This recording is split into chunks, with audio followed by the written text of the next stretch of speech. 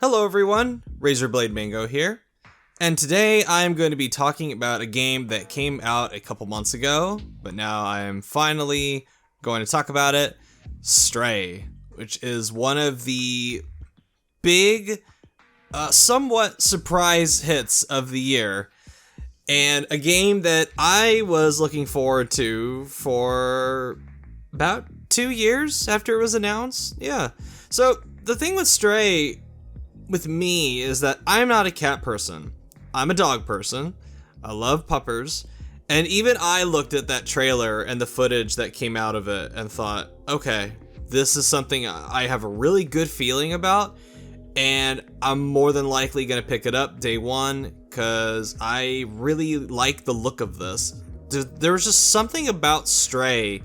I don't know what it was. I think it was just, maybe it was the fact that it was just a cat, or maybe it's just this unique blend of a cat where you play as it mixed in with the cyberpunk world that really grabbed attention outside of the gaming bubble. Even people I know who don't play video games, they knew about Stray and they had some kind of interest in playing it. It's one of those games, and this is gonna be a weird comparison, like Elden Ring, that breaks out of the gaming stratosphere and ends up capturing attention in areas outside of it. So that was pretty cool. And I personally expected Stray to be good. What I didn't expect from Stray was for it to be in the running for my game of the year for 2022. It came as a total surprise when I played it, because again, I expected it to be good. And I didn't expect this game to be as charming and beautiful and alive as it was. And in my opinion, the star of this game is not the gameplay. It's not even that lovable cat protagonist. It's the world. It's this world that the studio Blue 12 has created.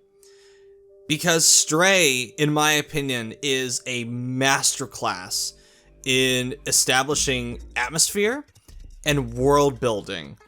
And I think one of the most brilliant ideas with this game was having you play as a cat. Because it's not only a unique character to inhabit in a video game, it also creates this change in perspective where a lot of games, if say for example Cyberpunk 2077, you know, you're a human, you're running around a city filled with a lot of other humans. The perspective, while it does focus on scale, it's still familiar to anyone that plays video games because we're all human. You know, we all know what it's like to walk around outside of a big, large city like New York or LA or any city overseas in other continents. We know that feeling. What we don't know as humans is the feeling of something much smaller walking in a city of similar size, or maybe a tiny bit smaller. So this is where that perspective gives the world a rich sense of wonder, and because I was this cat, it gave me this strong desire to explore every nook and cranny of the worlds that Blue 12 created for me. And I never once felt tired. It never once overplayed its hand with the collectibles or anything you could do. They found a way, and this is what I talked about with Ghostwire Tokyo, where my big problem with that game is the scope way outpacing its depth. And this is a game where it's much more evenly matched in those two departments, where you have the depth. It's not the deepest game in the world, but there is a small amount of stuff to do in these open world games, or these open world cities that are appropriately sized, so it makes the world feel a lot more lived in and believable. And then you have a situation where I honestly think, and this is gonna sound crazy, but I really mean it, I think Stray creates a more lived in and believable cyberpunk world than Cyberpunk 2077. I'm willing to go there because Cyberpunk is another game where its scope way outpaced its depth. Another thing that I really love about Stray that seems to be a weird point of contention for some people is that I think it's a very efficient game. I never felt like the game wasted my time, and it ended just when it might run the risk of overstaying its welcome. And I've seen some people talk about, how short it is and how linear it is, like that's a complaint. And for me personally, as somebody who is sick to death of these massive open world games that just let all their fucking shit hang out and don't worry about creating smaller worlds with much more depth, Stray felt like a breath of fresh air to me. And it was a game that it's small, but I wanted to spend more time in it because of how short it was. Because I never felt burned out when I was playing it. And the developers at Blue 12 are smart enough to know that this gameplay is not deep enough to sustain a long game. So what they did instead, they smartly prioritized their effort into animation, atmosphere, and level design. And that's where that game succeeds.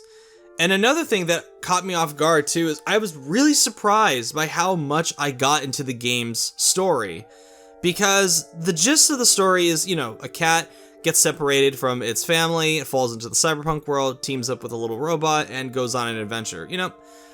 It sounds like pretty typical Disney-style affair, where the goal of this thing is to find your way home, to escape a foreign world and find your way home.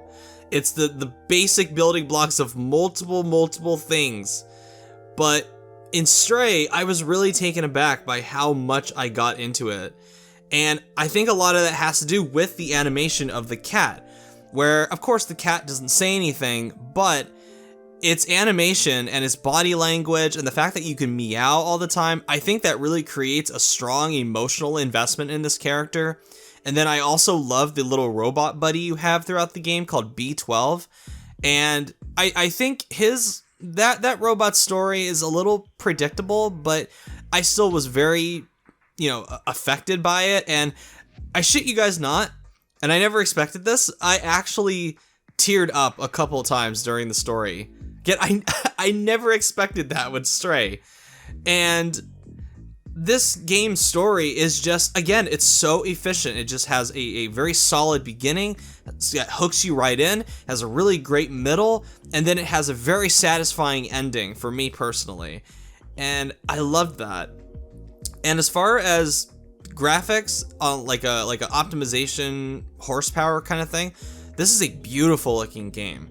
It's focus on harsh contrasting lighting is amazing in the cyberpunk world. The cat's animation is amazing. The cat itself looks great. A lot of the robots in the world exhibit such personality that even when you're just walking by them doing just random shit, if you just stop and watch them, they are so much fun to actually, it's fun to look at their day-to-day lives and what they're doing and how they're interacting with the world. And it's nothing like deep or fucking insanely over-detailed like Red Dead Redemption 2's NPCs, but it's enough for the scale of this world. And I play this on PlayStation 5, and as far as frame rate, it ran pretty much flawlessly at 60 frames. I only ran into one visual glitch, and I'm not sure if it's been patched out, but thankfully when I encountered it, it didn't break the game in any way. And this is another game that I was more than fine going out of my way to get the platinum. I was happy with that, even though I think some of the trophies are a little annoying. But I wanted to keep playing Stray, and then when I had finished it 100% and I got the platinum, I was more than fine setting it down and letting it marinate in my head for a while. And this is not a game that's like, oh, please come back, we have like all this content that's gonna come out. It's a one and done style of game. And I think for the price that it's asking, I think it was $30 when it came out. I'm sure it's been on sale by now in at least a few places, but $30 for this one and done high quality single player game, absolutely I would recommend it. If you have not played Stray yet, and this is something where I I hardly ever say this, but this should be a ringing endorsement for Stray that I'm going to say this.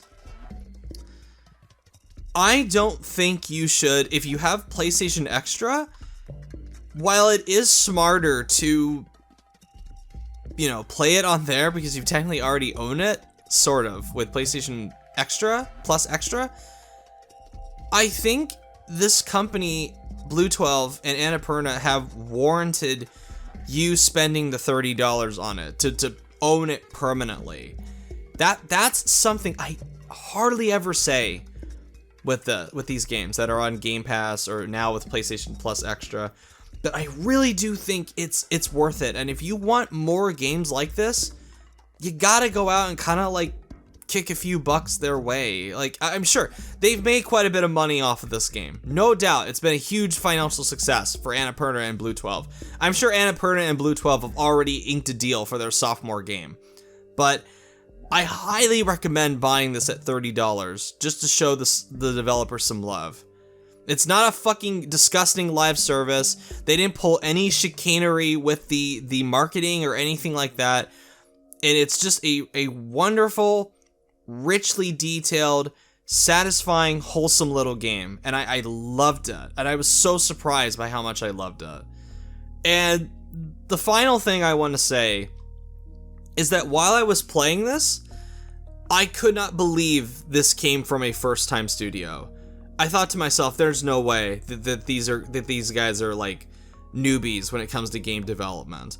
And when I went to do research into who was behind Blue 12, I expected them to actually be funded by other companies like Tencent or NetEase, like one of these like Chinese companies that funds a lot of these like major budgeted indie, and I put that in quotes, indie games.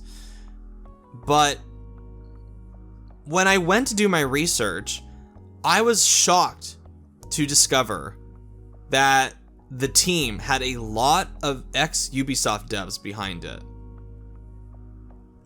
That was shocking.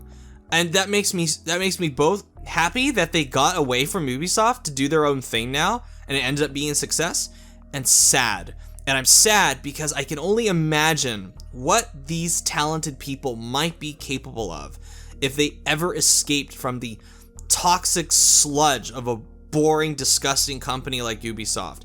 If Ubisoft wasn't so fucking greedy and actually gave their developers, their talented developers, the creative freedom that they deserve to do more strange, weird things like this, Ubisoft could have had this. In an alternate world, Ubisoft could have had this, and it would have been a massive success for them. And it's the same thing when I think about all these small like little team pockets that these like big large conglomerates have that escape from them and go on to do their own projects, and they're weird and they're wild and they're wonderful. And then I think to myself, wow, these big companies just gave these people a chance. They could find themselves with wonderful things and surprisingly financially successful things.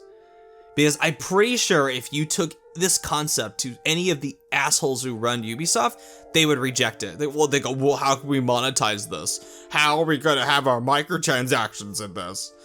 And they're just going to reject it. So that makes me sad.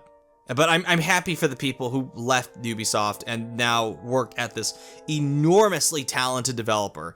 I am going to keep my eye on Blue 12 throughout the years, and I cannot wait to see what they do next. I'm very much looking forward to it, whatever it is.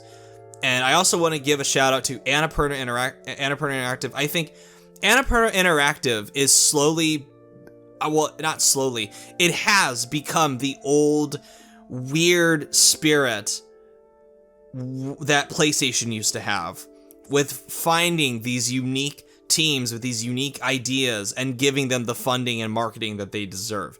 I don't think all of their games hit the mark. In fact, if I were to probably go through the list, I'd probably like as many of the games as I dislike from them. It's probably like 50-50 as far as like to dislike ratio, but at least they're giving these teams a chance, and I fully appreciate them for that. So yeah, TLDR, Stray is fantastic. Could end up being my game of the year for this year. I loved it. Please go out and buy it if you haven't already. It's wonderful. All right. Thank you so much for watching. If you like what you see, subscribe. Let me know what you thought about Stray. And as always, I am Razorblade Mango. Thank you so much for watching, and I will see you all next time. Bye.